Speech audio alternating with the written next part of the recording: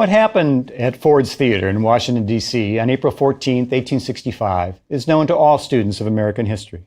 At 10:15, as President Lincoln and his wife watch the play Our American Cousin, John Wilkes Booth enters the presidential box. From a distance of 4 feet, Booth fires a bullet into the president's brain. He leaps from the mezzanine to the stage and dashes toward the back door. A theater stagehand named Edmund Spangler opens the door for Booth. He rushes out to a waiting horse, sweeps down the alley, and disappears into the darkness. What many people do not know, however, are the other events tied to the Booth's conspiracy that occur that same day. Many people do not know that as Booth fires his fatal shot, 2 men on horseback approach the home of Secretary of State Seward. They have assassination on their minds. One of the men, Lewis Powell, slashes a bodyguard with a knife and races to the bedroom where the secretary lies in bed. Powell stabs him several times, shouting, "I'm mad, I'm mad." He rushes down the stairs to find that his fellow conspirator, David Harold, has already fled the scene. He must make his getaway alone on unfamiliar city streets. Also on the 14th, another conspirator, assigned the job of assassinating Vice President Andrew Johnson, lurks around Washington. George Atzerodt rents a room at the Kirkwood House where the vice president is staying and asks a desk clerk about Johnson's whereabouts. He brings with him a loaded revolver, a Bowie knife, and 3 handkerchiefs. To Booth's dismay, Atzerodt can't bring himself to do the job. In yet another part of the Capitol, Michael O'Loughlin drinks and drinks at a hotel bar. Like Atzerodt, he disappoints Booth. His mission, the government prosecutors will later allege, was to assassinate General Ulysses Grant. But at the most, the evidence suggests O'Loughlin scouted out the home of Secretary of War Edwin Stanton. Mary Surratt, the owner of a boarding house in Washington, is busy on the 14th. Surratt travels to a Maryland tavern to make a delivery. The buggy she rides in has been rented for her by John Wilkes Booth. She carries with her a package that Booth will pick up after he shoots the president. The eventful day ends about midnight with the arrival on horseback of John Wilkes Booth and David Harold at the tavern visited hours before by Mary Surratt. Harold bursts into the tavern and grabs 2 carbines and a bottle of whiskey. He passes the bottle to Booth, takes a swig or two, and then they're off. They head towards the farm of Dr. Samuel Mudd, and at some point during the night, whether in leaping from Lincoln's theater box or in a fall from his horse, Booth has fractured his leg. Mudd treats Booth's leg and constructs for him a pair of crude crutches.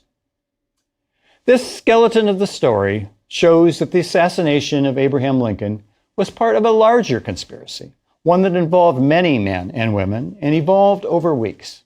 In fact, some people believe the conspiracy reached to the very top of the Confederate government. That certainly was the theory of the prosecutors in the Lincoln assassination conspiracy trial. Hours after the president was shot, investigators, under the direction of Secretary of War Edwin Stanton, started to focus on the boarding house of Mary Surratt. Booth was known to have stayed at the house during his visits in Washington. Military investigators roused Surratt from her bed about 4 a.m. on the 15th and questioned her about Booth's whereabouts. When the investigators left, Surratt reportedly told her daughter, "Anna, come what will, I am resigned. I think J. Wilkes Booth was only an instrument in the hands of the Almighty to punish this proud and licentious people." 2 days later, shortly after 11 at night, a team of military investigators again arrived at the Surratt home. While they interviewed Mary Surratt, a man knocked at the door. It was Lewis Powell, the conspirator who assaulted Secretary of State Seward with a knife. Powell was carrying a pickaxe. Asked by the investigators what he was doing there, Powell claimed, improbably, to have been hired to dig a gutter. Mary Surratt refused to back up his story. She told investigators, "Before God, sir, I do not know this man, and I have never seen him, and I did not hire him to dig a gutter for me." While in the Surratt home, investigators uncovered various pieces of incriminating evidence. They found, for example, a picture of John Wilkes Booth hidden behind another picture on the mantelpiece. Facing arrest, Surratt asked a minute to kneel and pray. So Surratt and Powell were both taken into custody. William Bell, Secretary Seward's servant, identified Powell as the man who had stabbed the secretary. The investigation produced 3 more arrests that same day. Edmund Spangler was arrested after investigators gathered reports from theatergoers suggesting that he had aided Booth's escape from Ford's Theater. Samuel Arnold was arrested in Virginia after he was determined to have been the author of an incriminating letter found in a search of the trunk at Booth's hotel room. In his letter to Booth, Arnold had written, "You know full well the government's suspicion something is going on here. Therefore, the undertaking is becoming more complicated." Arnold's arrest helped break the conspiracy case. He identified 7 individuals he met the previous month when the plan was to kidnap, not to kill, the president. Yes, the assassination conspiracy of April 14th was Plan B.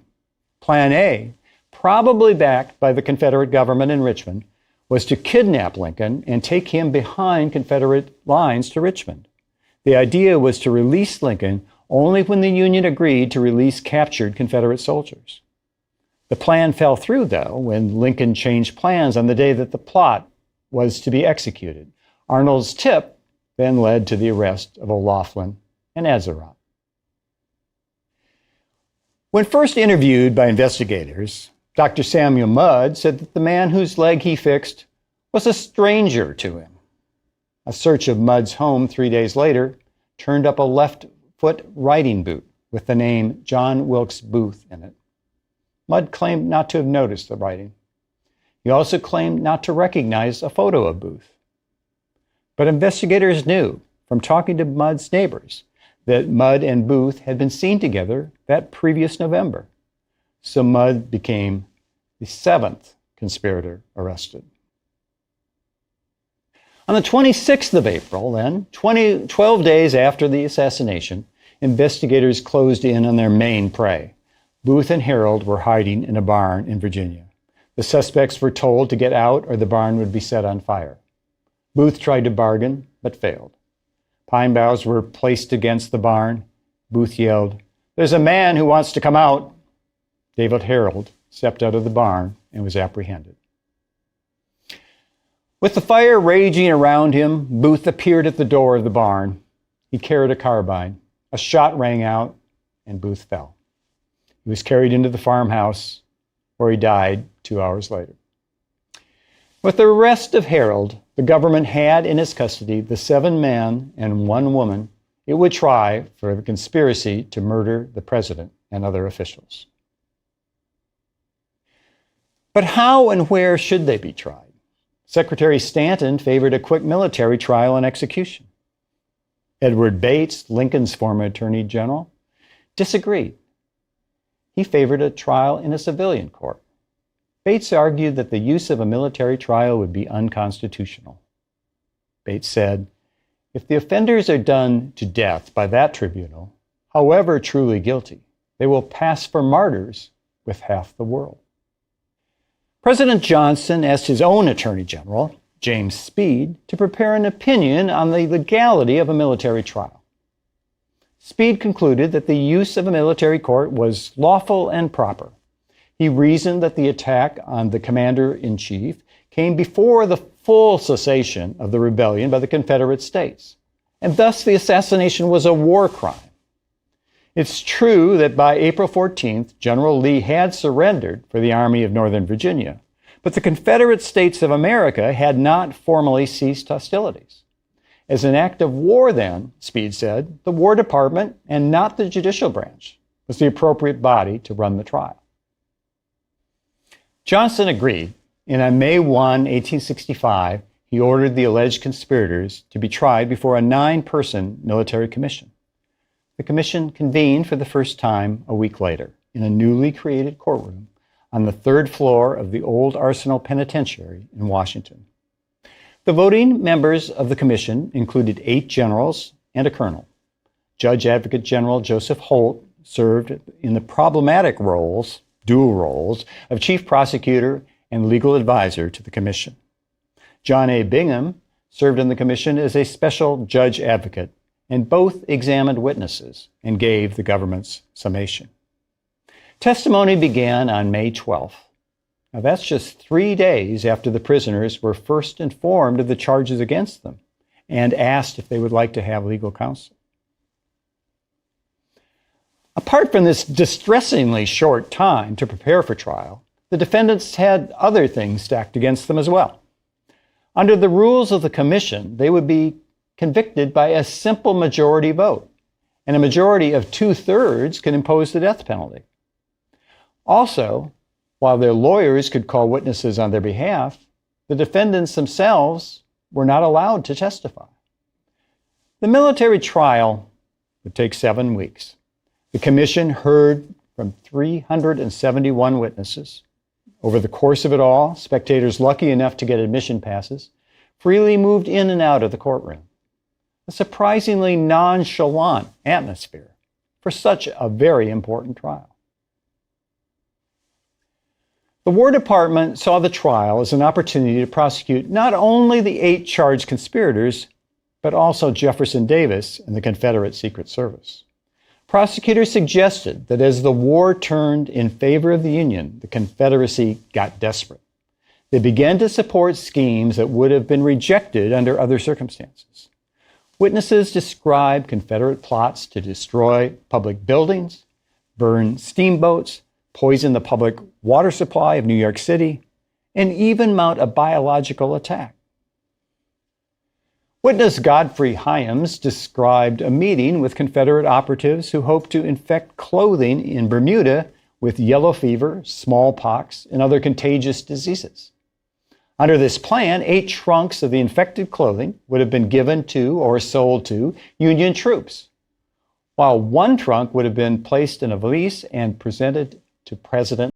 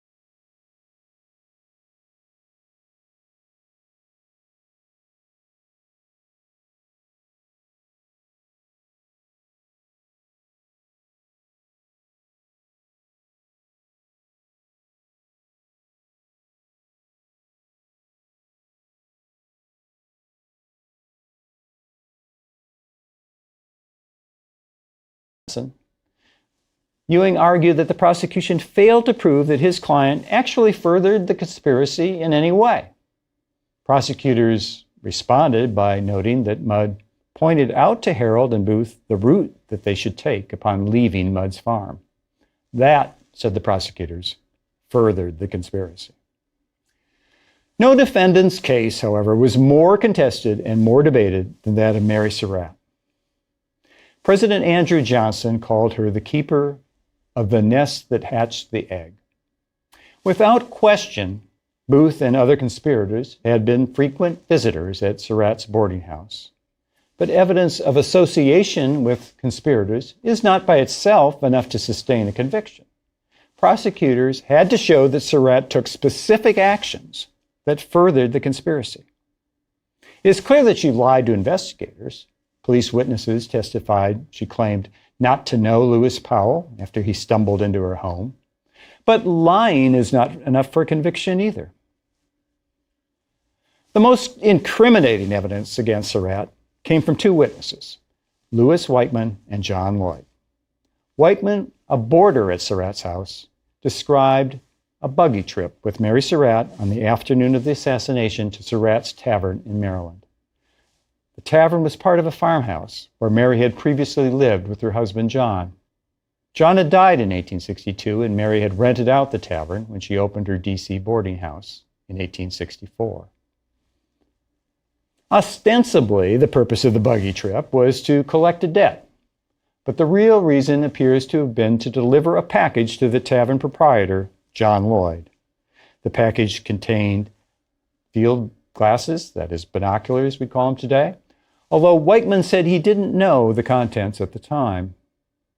Whiteman testified that while Mrs. Surratt went inside, he bided his time outside and in the bar. When Lloyd showed up, he and Surratt had a conversation in what Whiteman called low tones. He could not make out what they said. Whiteman also told the tribunal that later that evening, only an hour before the assassination, John Wilkes Booth showed up for a final time at Surratt's boarding house. After the visit, according to Whiteman, Surratt's demeanor changed. She became very nervous, agitated, and restless. But the most damning evidence against Surratt came from John Lloyd himself. He testified that 5 to 6 weeks before the assassination, David Harold, George Atzerodt, and Mary's son, John Surratt Jr., dropped off 2 carbines and ammunition at his tavern. Lloyd testified that 3 days before the assassination, Mary Surratt told him that the shooting irons left at his place by the men would be needed soon. And then on the day of the assassination, Surratt again brought up the subject, according to Lloyd. When I got home, I found Mrs. Surratt there. She told me to have those shooting irons ready that night. There would be some parties who would call for them. She gave me something wrapped in a piece of paper, which I took upstairs and found to be a field glass. She told me to get 2 bottles of whiskey ready, and that these things were to be called for that night. Surratt's attorney, Frederick Aiken, argued that Lloyd's evidence should be disbelieved because Lloyd admitted to drinking heavily on the afternoon of the assassination. According to a bartender called as a defense witness, Lloyd was drinking right smartly. Moreover, said Aiken, Lloyd was motivated to exculpate himself by placing blame on Mary Surratt. On the second point, there is little doubt.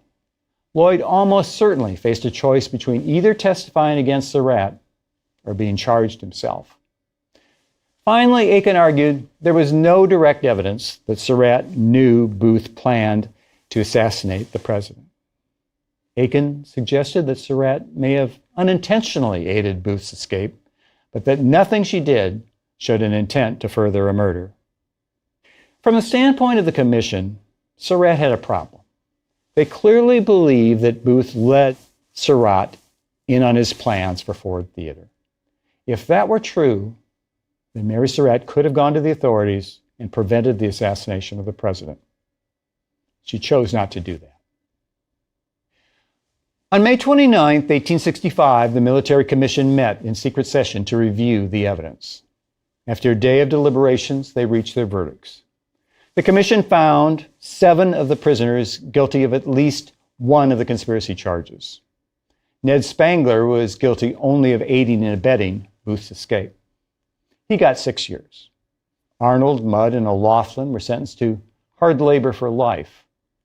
Powell, Atzerodt, Harold, and Surratt were sentenced to be hanged by the neck until dead. The commission sent its recommendations to President Johnson for his review. 5 of the 9 commission members recommended, because of her age and sex, that the president reduce Mary Surratt's punishment to life in prison. Johnson approved all of the commission sentences, including the death sentence for Surratt. And on July 6th, the 4 condemned prisoners were told they would hang the next day. Surratt's lawyers mounted a frantic effort to save their client's life. They hurriedly prepared a petition for habeas corpus, arguing that the tribunal that tried Surratt was unconstitutional. The morning of the scheduled execution, Surratt's attorneys succeeded in convincing a federal district judge to issue the requested writ. But the victory was short-lived. President Johnson quashed the effort to save Surratt when he issued an executive order suspending the writ of habeas corpus in cases such as this. At 1:30 on a hot afternoon, July 7th, 1865, the traps of the gallows installed in the courtyard of the old Arsenal building was sprung. Almost no one expected Mary Surratt to be among the 4 prisoners on the platform. But she was, becoming the first woman ever executed by the United States.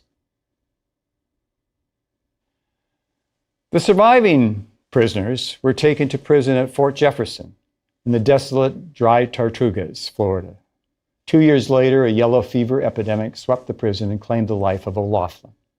On March 1, 1869, the last full day of President Johnson's term, Mudd, Arnold, and Spangler received pardons. Now, over the years, critics have attacked the verdicts, the sentences, and the procedures of the 1865 Military Commission. Without a doubt, the trial fell far short of the usual standards for fairness in criminal trials. On the other hand, the commission members clearly did weigh the evidence and made distinctions between levels of guilt. This was an unusual conspiracy, and these were unusual times. The government had strong reasons to seek avoiding a prolonged and unpredictable search for justice in a civilian court. In the government's very worst nightmare, Confederate sympathizing defense attorneys might have used these criminal trials to stir up support for Confederate causes. We'll see the same concerns exactly expressed by Allied powers in Nuremberg. The Allies' answer was, like here, to create a specially commissioned court, one that could put strict limitations on the available defenses for Nazi defendants. As it turned out, the Booth conspiracy killed a president, but in so doing, it made Lincoln a martyr. Booth and his accomplices hoped to be remembered in the South as heroes, but largely their hopes were not realized. For most Southerners, the assassination plot was an embarrassment. Booth, a well-known actor himself, may have opened his own play in Ford's Theater that April night, and it certainly was dramatic, but it did not have the ending he hoped for, and few in his audience applauded his performance.